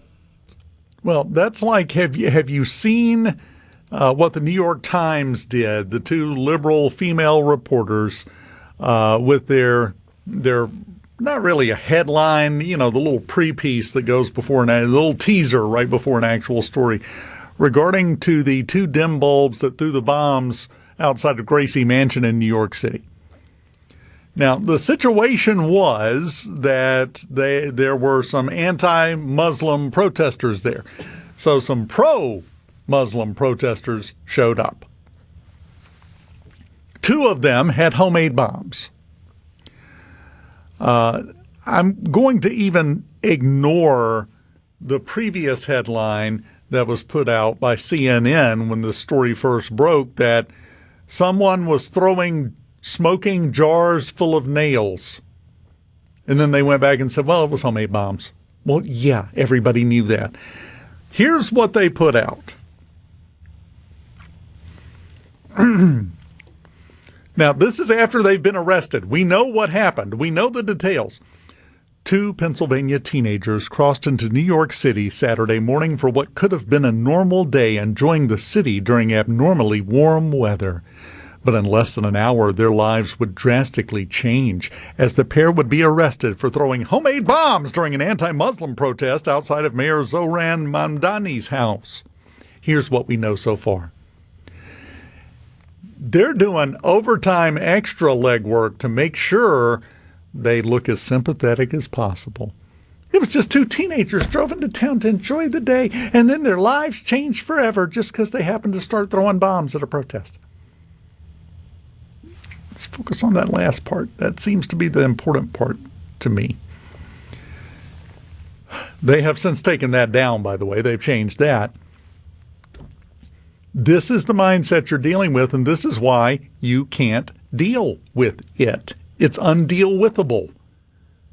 Because there has to be some level of intellectual cooperation from the other side when you're trying to make a point. There is none to be had there. They will twist reality into the most obscure pretzel-style shape you've ever seen if it means they can prove that they're right and morally better than you. To the point that a large swath of the media and many on the left bought the terrorist lawyer at face value when he came out immediately afterwards and said, well, the 2 didn't know each other beforehand. Yeah. Wait, so you're telling me 2 random Muslims bumped into each other at a protest and decided, yeah, let's be terrorists today? Well, it's even better than that. They would have to bump into each other at a protest, say, hey, wait, you made some bombs at home too? Hey, I got an idea. Let's do it together. Come on. But here's the part I want you to remember, and I want you to realize. These people do not assume that you are stupid enough to buy into this. That was not written for you. Except in one way. They want you mad. They want you mad. They want you furious. You know why? Because you're easier to control when you're mad. That is, how many times have you heard don't panic? Why? Why do you get that response in any type of emergency? Because when you're living in fear and anger, you do stupid stuff. You make dumb decisions. What you have to do, I've been saying this forever, Rhino, you know this. When you see stuff like this, what needs to happen, and there's a reason why they desperately tried to shut this down, it should be mocked. You should make fun of it. You should laugh. You should have a good time about it and a good time with it. And if your response is, well, no, we need to treat this with the seriousness it deserves, 2 things about that. The lead one being, well, we're saying the same thing, because that's about the level of seriousness a lot of this nonsense coming from the left deserves. But more importantly, being outraged, upset, mad, and shaking your fist, how's that worked? Fixed the problem yet? No. Why don't we look at the results instead of the process we're using because it's easier and it makes us feel better? No. We need to get back to good old-fashioned mocking, making fun of patently stupid ideas. There it is. There's the bumper. Playing that in honor of the U.S. Air Force. We continue on Middays in the Element Wealth Studios right after this. Keep it here. Nowadays custom. Middays with Gerard Gibert. It is on. On SuperTalk, Mississippi.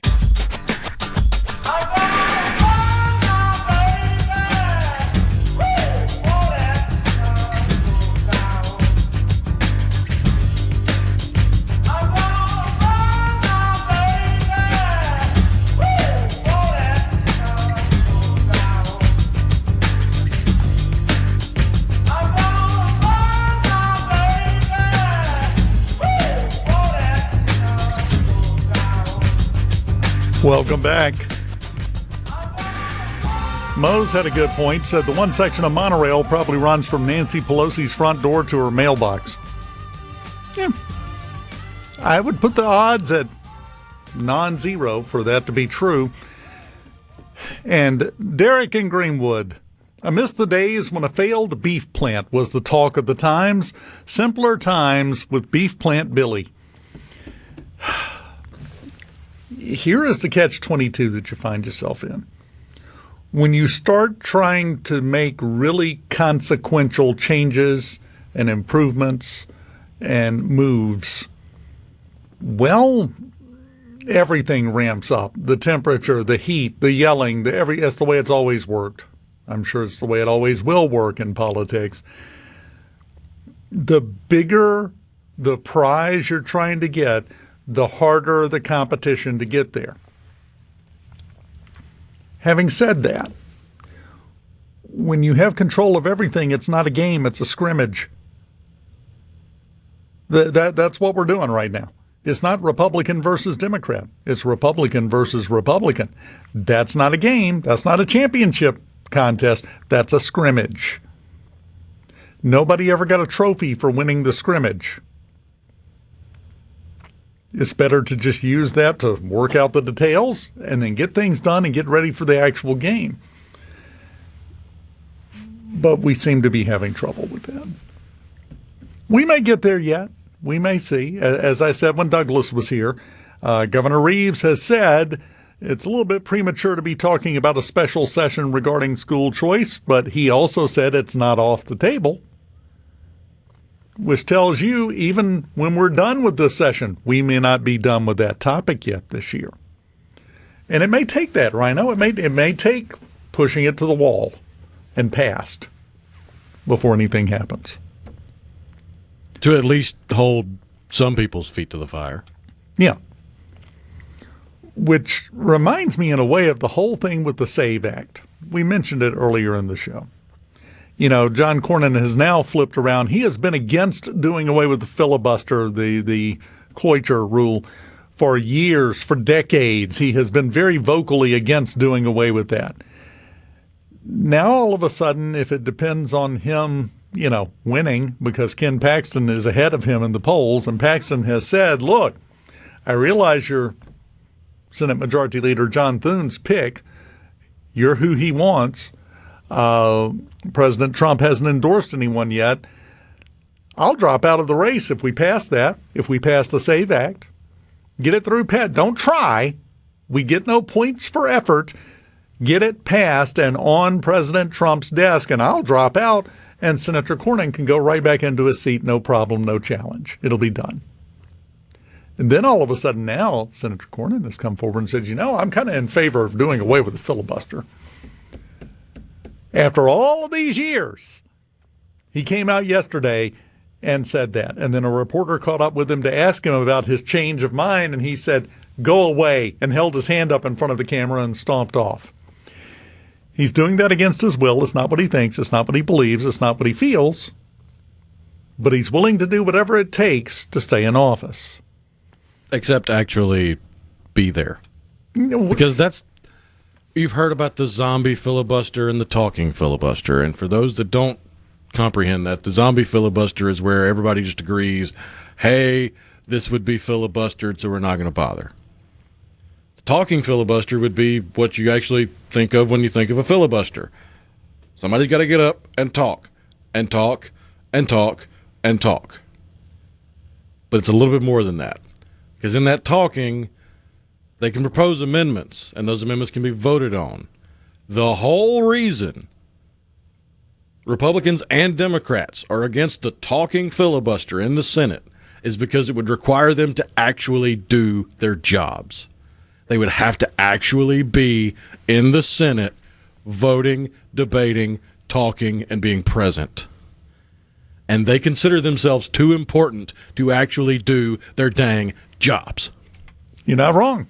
That's dead on. That's perfectly right. And instead of doing their jobs, they're talking about blowing up precedent to get their way when they could just do their job. Yeah. I'm sorry. precedent. How long does something have to be in place before it's considered an irreplaceable precedent? Because it hasn't been that way since the beginning. Used to, talking filibuster was the way it worked. You go and you look up the longest speeches given in the Senate and the House, for that matter, but the Senate we're talking about here. You look up the longest speeches ever given. Now, you back out Hakeem, look at me, Jeffries and his nonsense shows of whatever that was with the last two speeches he gave for 20-something hours, so he could say he did, I guess. Most, if not all, of the longest speeches ever given were during a filibuster, because every senator gets to get up and speak their piece for as long as they want. And like you said, propose amendments, and they get voted on. Once you've run through the entire roster of senators, you're done. It's time to vote. You can't stall it any longer. And going through that process, 50 plus 1 passes it. 50 plus 1 passes it. It's already passed in the House. They're not going to be able to push through a recension of a veto of any signature by President Trump if it makes it to his desk. With the current makeup of the House, they don't have the votes. So it's that 60 vote threshold in the Senate. 50 plus 1 gets it passed if you go through this actual process, the way it was done for well over a century. But Senate Majority Leader John Thune says we don't have the time for that. That's literally the reason he's given, Rhino. We don't have the time. And if you're being cynical, like I sometimes am, most of the time I am. I always am, but go ahead. The reason we have so many senators that are against the filibuster is because they physically can't do it. Yes. Because they're old as dirt and refuse to go home. Guess who can't stay up 20 hours a day for a couple of weeks at a time? 85-year-olds. 90-year-olds. Heck, I'm not even 60 yet, and I'm not sure I could do it. Now, partially it's because I'm lazy, but also it starts taking a toll on you the older you get. And like you said, they refuse to go home because that generation is the most desperate to cling to power and influence that we have ever seen in the history of the country. Sometimes it's your time. Whatever happened to retirement? Get the gold watch, go home. That didn't happen at 85. That didn't happen at 80. That didn't happen at 70 for a lot of people. What was the standard forever? All the way into the 1900s? 20 years and you get your gold watch and you move on. If you got that job when you were 30, at 50, you went home. More than likely, also, the option would be go get another job. But you don't hang around in the lobby asking when the coffee's going to be ready for the next 40 years. That's a big part of our problem. But the reelection rate in Congress is over 90%. If you're in, you're in until you decide you don't want to be in anymore, which kind of defeats the purpose of holding elections, doesn't it? To me, anyway. And there are some people that believe that's why you're not seeing the SAVE Act passed, is because both parties have to rely on cheating to maintain their power. Yeah, that's true. All I know is, and I said this earlier, you have a bill as it sits there on the desk, on paper right now. 85% of Republicans and 79% of Democrats polled want it passed. That's not a razor-thin margin. That's the biggest margins I think I've seen in decades for any issue. And you're still going to figure out a way to mess it up. Well, at that point, you're pretty well laying it out in big, glowing letters whether or not you represent your constituency. Spoilers, you're not. And the constituency can see that. Again, 85% of Republicans. If you're not in favor of this, your district has the 15% that's not in favor, I guess. Same thing with Democrats. Everybody's on board except the people that are supposed to represent what the people think, what the people want. It's clear. Can't seem to pull the trigger and get it done.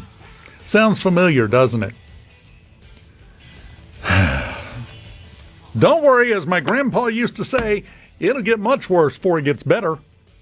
Now, he was talking about the fish biting, but it applies to a broad spectrum of things in life, which is a pity. We continue on Middays in the Element Wealth Studios on SuperTalk Mississippi right after this. Keep it here. From the Seabrook.com. Come on. Middays with Gerard Gibert. All right, we are back on SuperTalk Mississippi.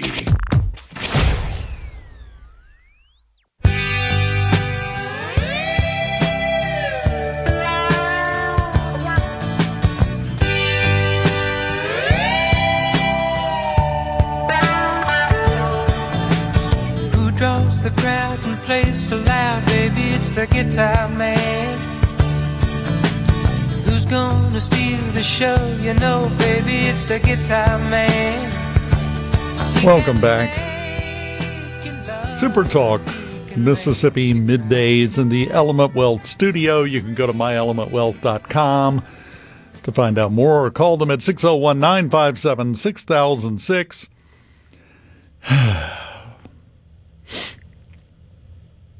Steve Azar's got a good interview today. He always has a good interview.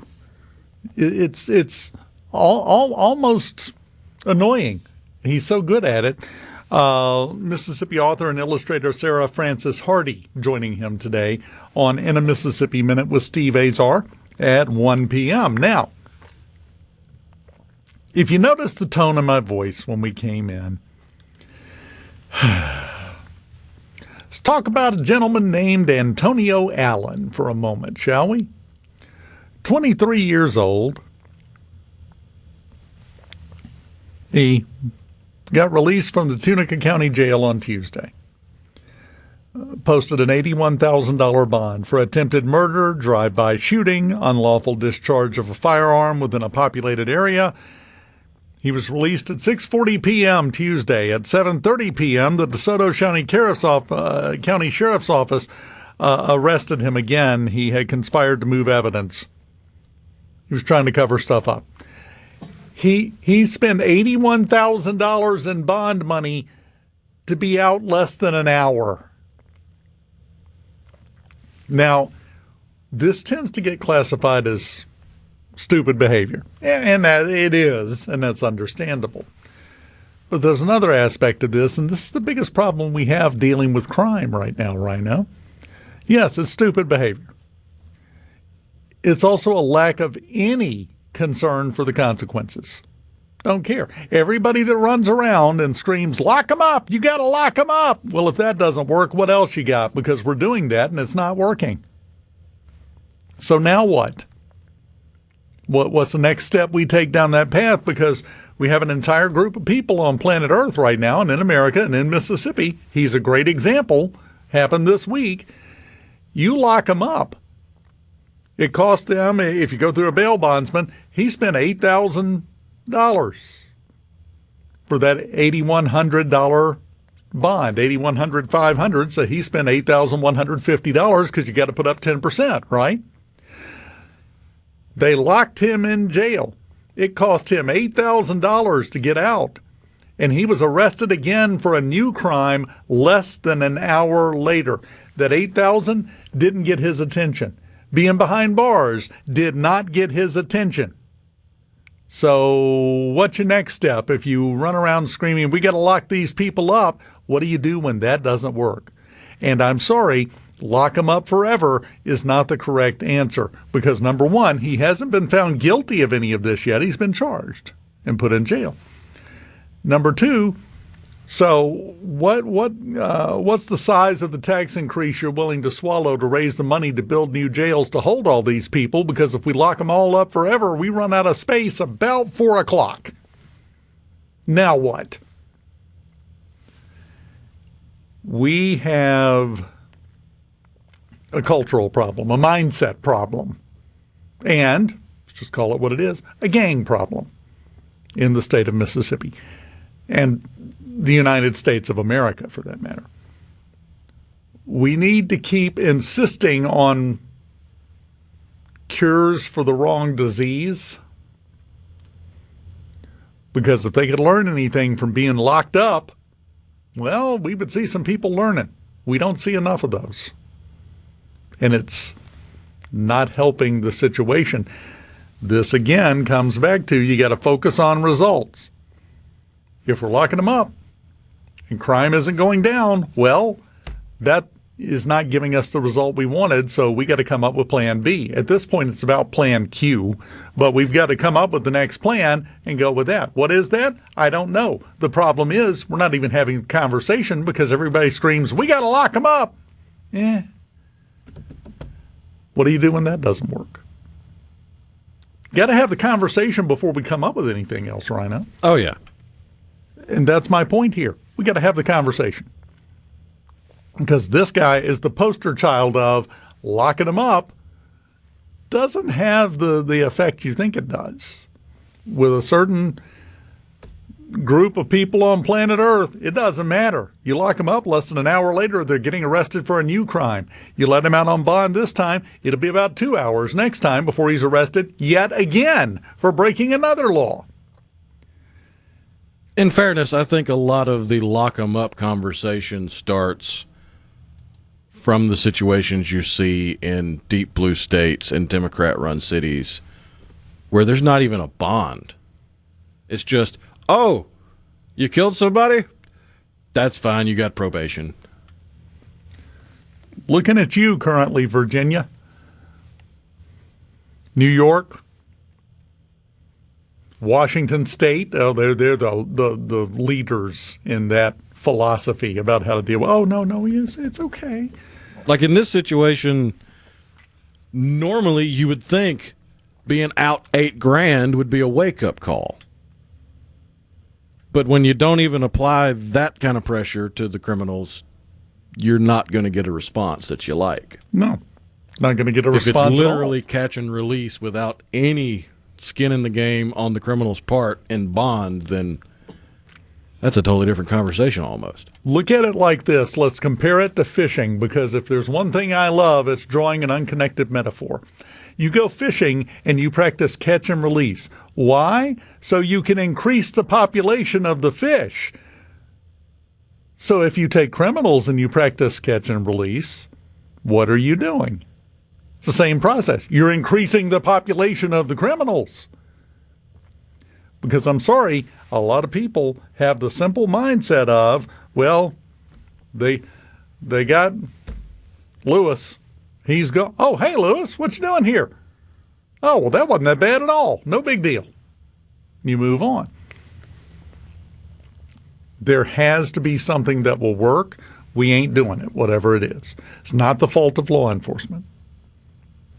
This guy has been arrested twice in 24 hours for different crimes up to and including attempted murder and drive-by shooting. They got him. They didn't let him go. The law enforcement officers are doing their jobs, but they're the ones that catch all the blame. That's, again, not following the results, looking at the process. Well, you arrested them. You should have kept them arrested. That shows a severe lack of understanding of how anything works in the legal system. You know, Singapore would just bend him over a bench and cane him in front of everybody. They did that here recently. Somebody messed up, and they got, I think, like 20 licks with a cane. And I'm talking, when they cane them, it's a big, long rattan cane, and it's not a love tap. They step into it and get proper hip rotation. I mean, it is, sometimes they have to be hospitalized after they get that. Leaves an impression. Am I saying that's what we need to do here? No. Am I saying we should never do that here? Again, no. I'm just saying we're really past the point where we need to start having the conversations about what's next. Emma, great point. it wasn't his $8,150. You're right. 100%, you're right. Josh and Clinton sympathizing judges, yeah. We don't see that as much in Mississippi as we do in other places. Washington State, I'm pretty sure the judges aren't in their office half the time. They've just got a clerk with a rubber stamp that says dismissed, and everything that comes in, they just stamp it. There are plenty of places like that, but that attitude then spreads. State lines are not force fields. If something stupid starts happening where criminals get away with everything with no consequences in Washington, well, before you know it, the criminals in Idaho have heard about this concept. And in Oregon, and then it spreads, and before you know it, the criminals in Mississippi have that same attitude. But all we can change is us and how we deal with things. If this sounds like a horrible topic and a horrible take on the entire thing, good. Might be time to wake up. Horrible problems require horrible solutions sometimes. Is there anything, we've only got one segment left. Is there anything I've missed that wouldn't have ticked somebody off today? I think I've covered the bases pretty well. Pretty much. Yeah. I'll think about it during the break. It's got to be one more pitchfork I can jam into some buttocks somewhere here. I'm sorry. I had a long night. I'm cranky today. Element Well Studios, they're going to have to hose it out when I get done, but that's okay. We'll be back for the final segment right after this. Keep it here.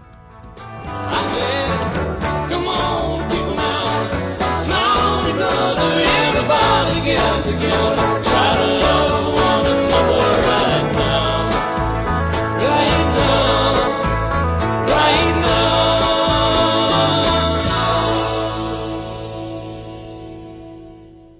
Be sure to tune in Middays with Gerard Gibert. What? This is so awesome on SuperTalk Mississippi. I got rice cooking in the microwave. Got a 3-day beard I don't plan to shave. And it's a goofy thing, but I just gotta say, hey, I'm a-doing alright. Yeah, I think I'll make me some homemade soup. Got a little good news here on Middays. A hat tip to everybody in a hard hat or a bucket truck right now, or that's currently running a chainsaw. When we came on the air, we had about 44,000 power outages in the state. That's according to poweroutage.us. That number's down from 44,000 to 26,000. They're approaching in the last 3 hours having gotten half of the people's power back on. And if you know what a mess this created down in southwest Mississippi especially, you would understand what an accomplishment that is. Trees, poles snapped in two, lines lying across the road. By the way, those are not fun jump ropes. Don't get around them. Just an enormous mess. And we've gotten half of the people back on. Went from 44,000 to 26,000. That's close enough to half. I'm going to say half because it's easier to say that. That's impressive. Great job, crews. You are doing incredible work. That will slow down because there are some places one line knocked out 500 meters because it was the feeder line into that area.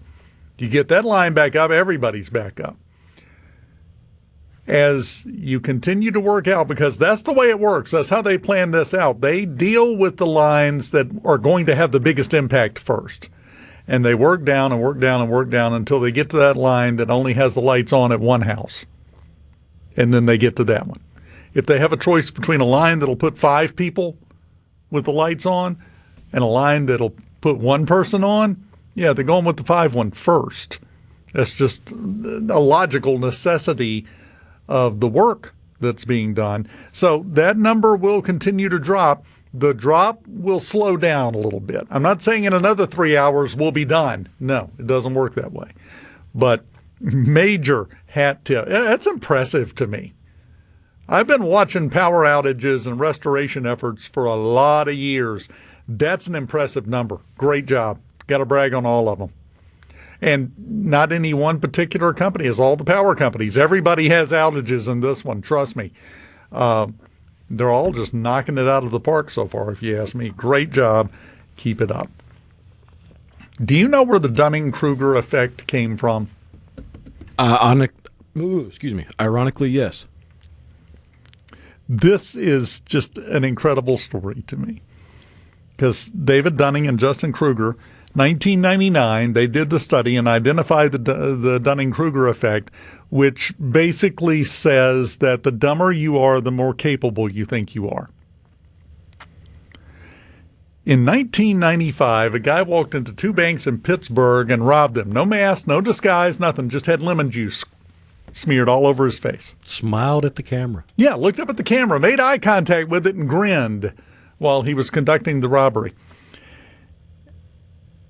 His plan was, lemon juice works like invisible ink on paper, so if I put it on my face, nobody will be able to see me. The cameras won't be able to pick me up. Police aired the footage of him lemon-scented invisible on the local news, and within an hour he was arrested. When showed the tape, Mr. Wheeler stared at the screen and said, "But I wore the juice." He had tested it with a Polaroid selfie at home, but the problem is when he was putting the lemon juice on his face, he got some in his eye and accidentally took a picture of the ceiling instead of himself, and when the picture developed, he said, "Wow, it works." He thought he had things figured out. He had nothing figured out. I leave it as an exercise for you to spend the rest of the day seeing how many other instances you can think of where we've got people that think they have things figured out and don't have a clue, but they don't understand why it's not working. They wore the juice. I need that on a T-shirt or a hat. I wore the juice, but I wore the juice. True story. Oh, yeah. That is exactly how the Dunning-Kruger effect came to be researched and named, because that guy was so dumb but so sure of himself that these two clinical psychologists said, wait a minute, and started taking notes. You never want the psychologists to start making notes. It never turns out well for anyone. And in this case, though, they identified something very important that's at work in today's society and in Washington and in Jackson. Got to be honest with you, some days my house is placing in the top 10 list, but that's all on me. Well, me and the Chihuahua, neither one of us make good life choices. Everybody else is brilliant in my house. Rhino, I have enjoyed it as always. I eagerly await the staff meeting I've earned for all of us. And I will be back again tomorrow morning at 6:06 for mornings. Got to figure out a way to do a nighttime show just to bat for the cycle before it's over with. My friend, I'll see you then.